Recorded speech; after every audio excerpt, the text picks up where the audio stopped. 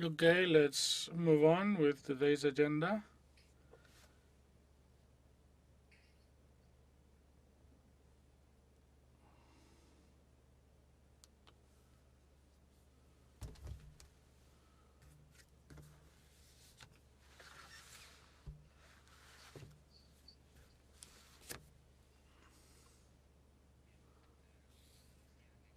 Well, now let's move on to a different region of the world.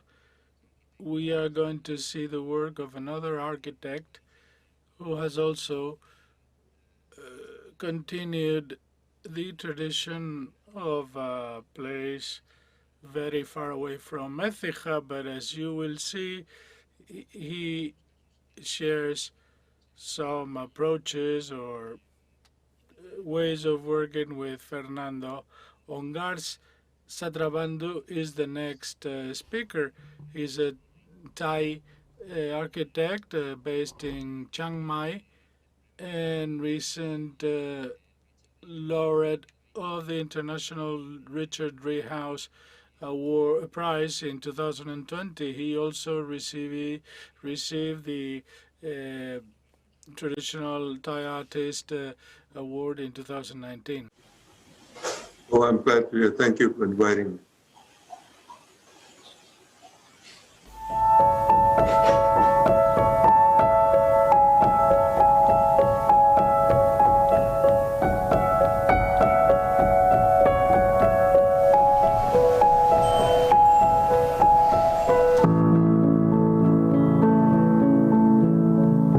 I think the so-called modern architecture is without rules. It's really quite dangerous because there are no rules. You can do anything, and then it might seem like a good thing to do at a time, but a year passes, or maybe 2 years, then it becomes obsolete, kind of obsolete.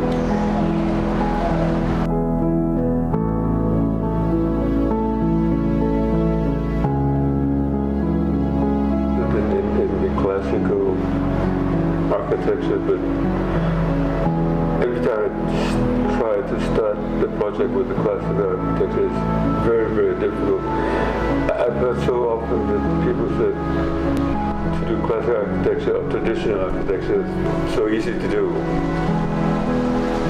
That's not true at all, really. I think you have to try it, then you realize that it's really very difficult because you have to know the language.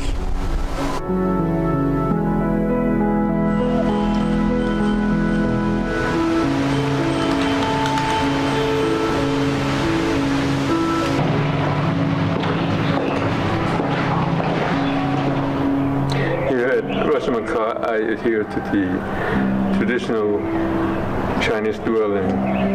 There are 4 principles that the first one is the symmetrical layout, and the second is the emphasis on axiality, and the third is the hierarchy, and the final one is the enclosure.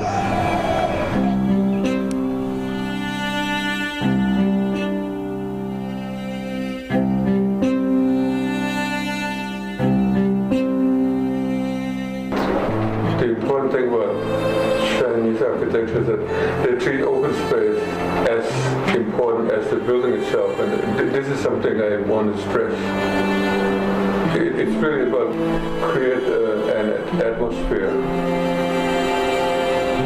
So when you go inside the traditional Chinese dwelling, you feel secure too, because it's the courtyard it's enclosed and it's just very peaceful.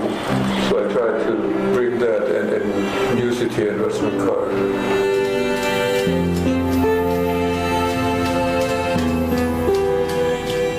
I also incorporate what I find interesting and that I like in the temple in Lampang, which is quite near Chiang Mai.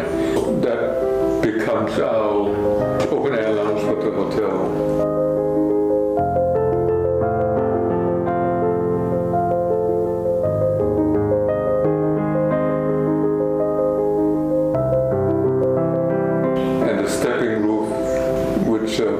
Also from this blue temple in Lampang.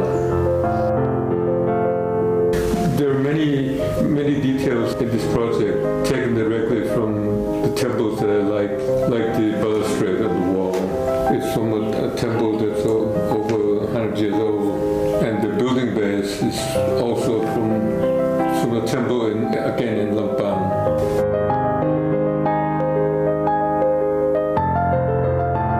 There's a spa pavilion at the end of the pool, which is taken directly from a temple in Chiang Mai. It's a very, very simple thing, but I just like the simplicity of it. On the first floor, you have these masonry columns, and then on the second floor, this very elegant wooden column.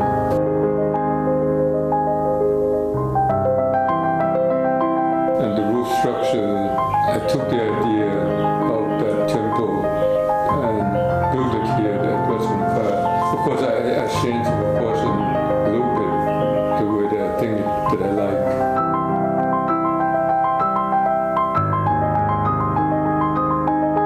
The space between pavilion, the stairs are inserted between the two buildings. This idea is from the typical Chinese residence, because it's very nice sculpturally, and also the way you connect the two pavilions together with the stairs. It's a good idea. I finally found the typical Chinese dwelling is based on a very simple logic to the succession of spaces within an axis. So I adopted that. So that becomes my precedent for the guest room part of the hotel.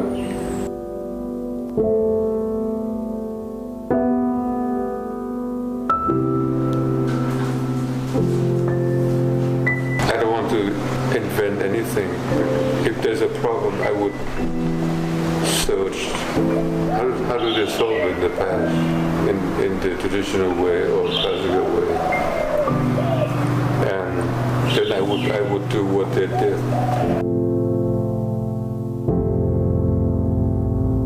And I think that this is very important, because in the past, most of my mistakes are because I try to solve the problem myself without searching for a precedent. Every time there's a problem to be solved, I would search for how did they do it in the past. I believe this is the correct way, because if it's been done for thousands of years, then it must be good. If something that's not good, then they would throw it away. That's why it's really important to know traditional architecture, because you have to know where you're from.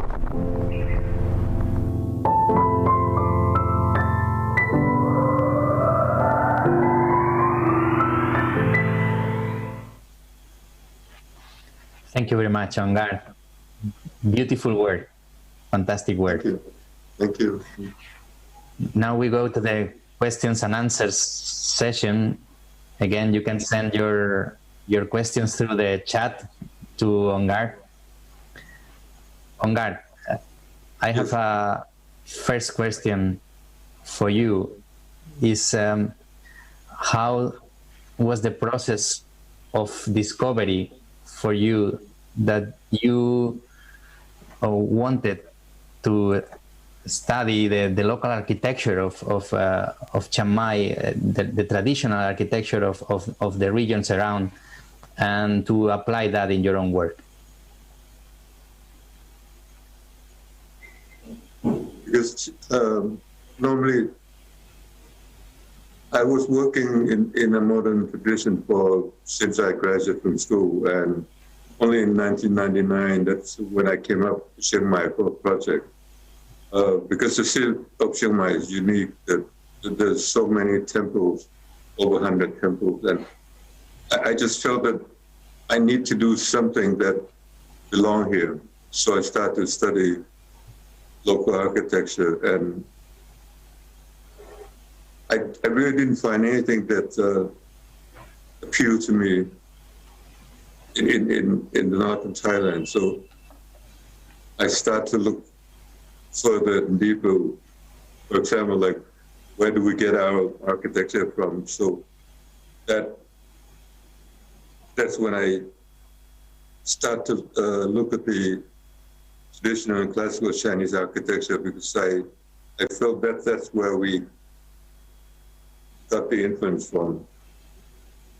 And then I found the particularly the site planning of the classical Chinese and vernacular they're very disciplined compared to Thai. So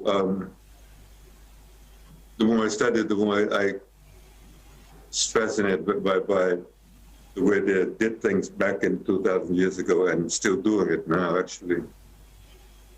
So from this hotel that I just showed you, all my works are now in traditional or classical Thai and, of course, the Western traditional and classical also. So because I realized that this is probably the best way to do, because to appeal to general public, not to architects particularly, but to the public, because everybody who comes to Rachamankha, they really like the atmosphere and they like to spend time in the hotel, because the outside, the city itself is really a mess. It's so unorganized. It's so much confusion. So they need peace and quiet. And I think they found it at Rachamankha. Very, very interesting process. So you trained yourself in traditional architecture. How was the process of training? How did you start to learn, to study traditional architecture? Where did you go? What did you do to start to study all those buildings that you would have as a reference from them? Right. When I was doing a hotel before Rachamankha, it was a Tamarind Village hotel. It's a very small site for a 40-room hotel. And then I just came across the architecture in Nepal, the Niwa architecture. So the way I studied it, I was very fascinated by how to do things in a very small scale, but create a public space is very, very interesting. So I went to Nepal to look at the real thing and make measurement and do drawings. And then I also went to southern China and also upper North China to look at the vernacular architecture. And that's so, I suppose the way I study is I went and looked at the real thing and did drawings and sketches and made measurements. Because I think the measurements are important, because I felt that the scale is beautiful and the proportion is also beautiful. That's something we're lacking here in Thailand. So it's a very fascinating thing, because I did not know about traditional Chinese or Nepalese or Newa architecture, that's what it's called, and also Indian too, the Southern Indian. So I'm these are my precedent, and of course I use that, and also whatever I felt that can be used from the Western world, I just use that also in all the projects afterward. Right. Very interesting process. Thank you, Ong-ard. We have another question from the public. Guillermo is asking how the way you work at your office changed when you started practicing traditional architecture. Was there any change in the way you work, in the way you design, when this new path was taken? That's a good question. My office used to be in Bangkok. A typical office would be all air conditioned and everybody feels nice and cool. But when I came up to Chiang Mai, I decided that since all my staff are in Bangkok and they don't want to move up here, so I just built a shed roof, which is a thatch roof, actually, no walls. Because I think that it's the only way that I can feel the heat, the moisture. So when I design,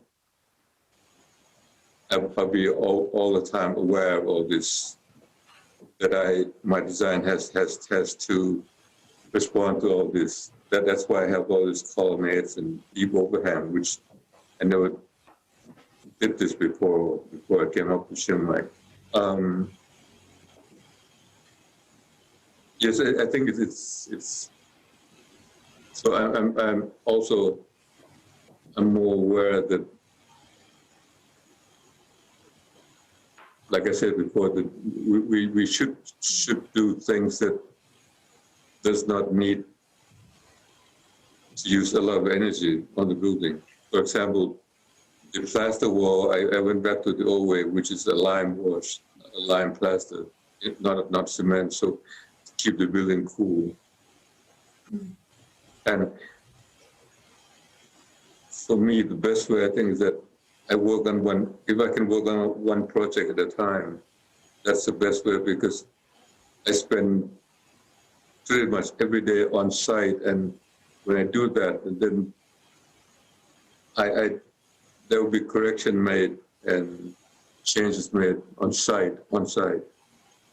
And because when you do drawings, it's 1 to 100 scale, 1 to 50, 1 to 20. It's not. But when you're at the site, you see the real thing when they're actually building it. Then a lot of time, I just many changes that were made on site, and that's what makes it makes the project better. Another thing is, I wanted to do buildings so it does not call attention to the building itself, but create a space that people would feel good when they're in it. And well, in other words, so the building looks like it's done by craftsmen, not architects, because architects tend to do things that are very not relaxed. Thank you. That's a nice way to describe it. We have more. Have more questions which are arriving from our public. Okay. Here is one question regarding from Carmen Moreno regarding your use of the green in architecture, of the plants, and how the trees and the planting is part of your design, because she noticed in your video that there was a very important role for the nature within your own architecture. Yes, when we do a project, we always do landscaping also, because I think it's architecture and landscape. Landscape is architecture, which is like that's. I believe in that. That's and many times when I wanted to create a courtyard, I would like use buildings on two sides, and the other two sides I use plants, just to give it a softened feeling, and also more economical and more relaxing for people who were in it.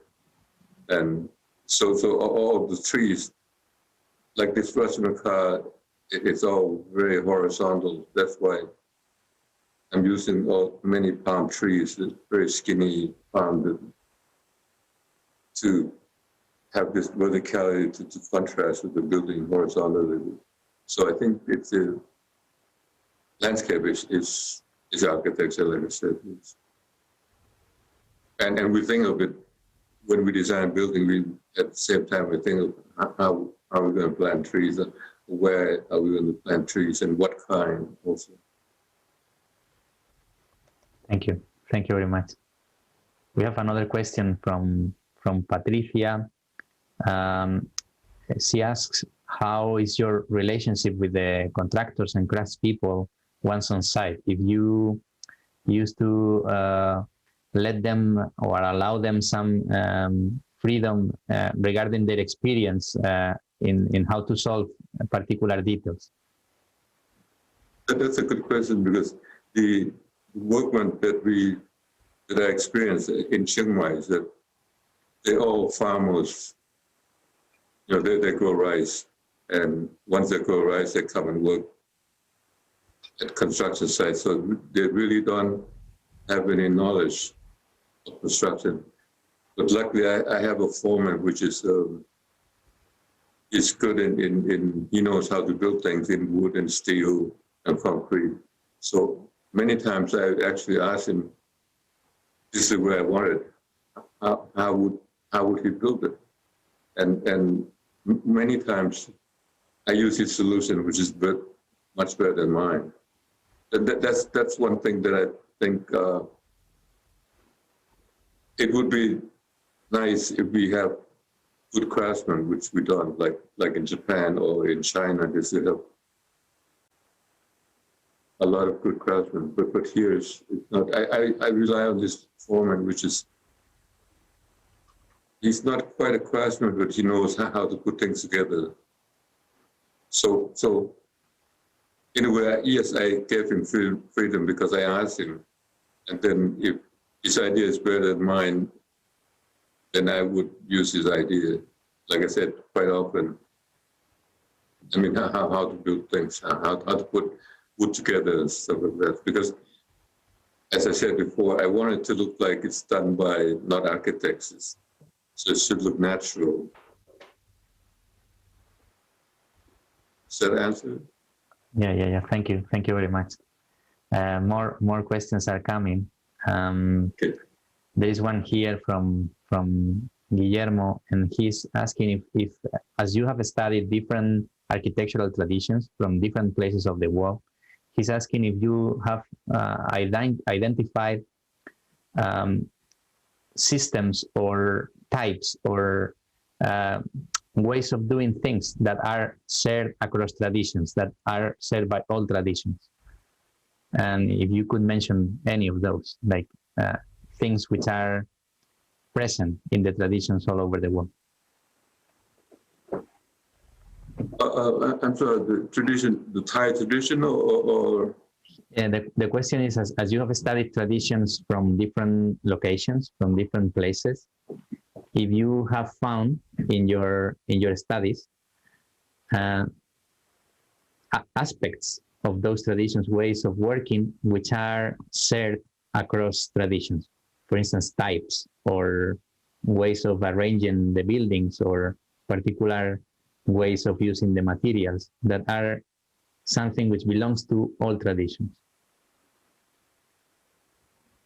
Okay, I'll try to answer. I think when I studied the China old dwellings and when I went to visit all these old houses, I was fascinated and I was very impressed by the way they handled the movement through space. Like, to enter the house, there's always a gate. And then because of the Chinese, they believe in feng shui. So when you go through the gate, you don't see directly into the house. There's always the walls to keep out the bad spirit. But actually, also it's a good way to so it's mysterious, so you don't see everything, and things are revealing to you as you move through space. And so this is one thing that I try to do. I try to do this the way they did in the old days, which I think this is what the Le Corbusier called the promenade architectural. So it's very important the way you move through space, through the complex. And Chinese, the old Chinese, they're very good. You always go in and turn and then turn again before you get to the main open space of courtyards. And same thing, I think, in Nepal too. The movement are not as complex as the Chinese, but they managed to create interior space, outdoor interior space that's very interesting by enclosing it with a very intricate wooden structure and beautiful carving on wood or stones and things. So I'm trying to, in my work, I try to emulate all these that I that I like. And I think it's the same thing in the Western world too, but here in the East, it's a lot smaller scale, which is I can make use of it more because the scale is a lot smaller. If you compare it to like Ladio, which is so big, you know, like my hotel that I showed, the Rachamankha, it's really not that big, and in Nepal it's even smaller than this. Does that answer the question? Yes, thank you, Ong-ard. We have another question from Teodoro Sanchez. He's asking if you think that the modernist way of designing and making architecture can be combined with the traditional way of designing and making architecture, or do you think that those are paths that run very separated from each other, that you have to make a choice? Like I said, I've been practicing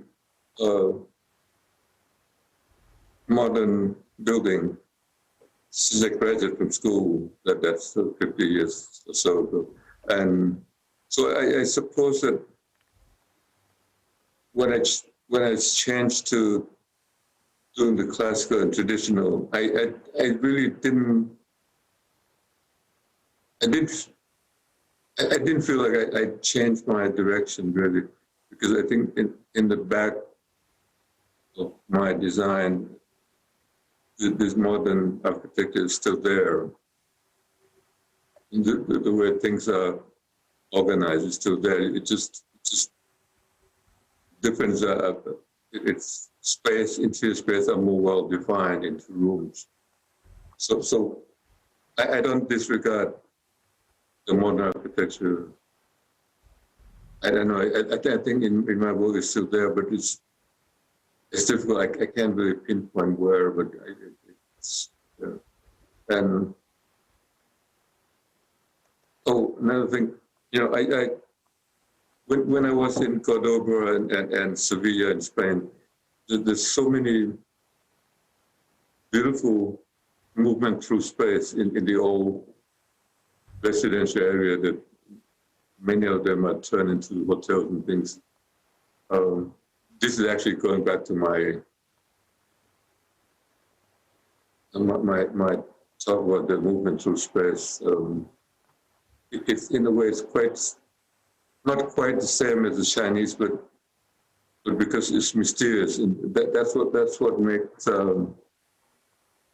architecture interesting. And well, actually, that's what makes architecture.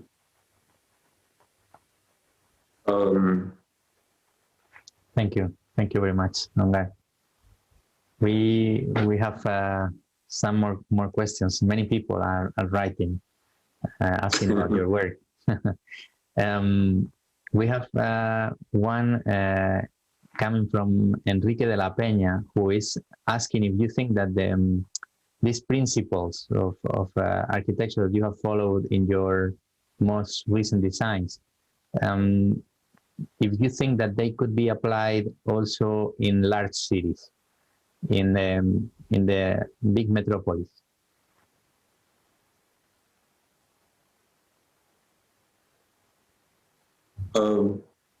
You mean in the metropolis, right? Mm-hmm. What could you repeat that in? The question is if you think that the principles that you are following now in your practice could be also applied when designing architecture for the bigger cities, for the large cities. I think that I really think that Leon Crier's idea of how to make a place, like what he's doing in Guatemala, that sort of answer. That's where general public wants the city to be, but unfortunately, that's not what's happening because architects, they're doing high rises because of the necessity of the it, I suppose, makes more money, and also, but I think the public likes building, like city or village or town, where Leon Krier is doing. I'm really quite sure of that, but it didn't get attention from the media. That's the trouble. And all these magazines and publications are really, they are for architects. You know, architects are doing buildings to please other architects, not the general public. I think if you ask the general public, they want a traditional building, traditional town. So it's applicable, yes, of course, and I think it should be. The old way of the old towns are so nice, and I think that's something everybody agrees on. I'm quite sure. Thank you very much, Ong-ard. There are many other questions, but we cannot ask all of them, so we will leave those remaining ones out. And if you want to ask Ong-ard anything in particular, anything else on his work, please address these questions to us through email, and we will send them to Ong-ard so he can also answer about them. Because we are going now to make a very short break, just till 11 o'clock, and after this short break, we will start with our next part of the day, which is the panel discussion dedicated to the relationship of architecture and restoration with teaching crafts and also learning traditional building techniques. This is coming after just a moment of rest. Thank you very much, Ong-ard. Thank you for being here, and thanks also to all the public for having sent their questions. Thank you for inviting me. Thank you.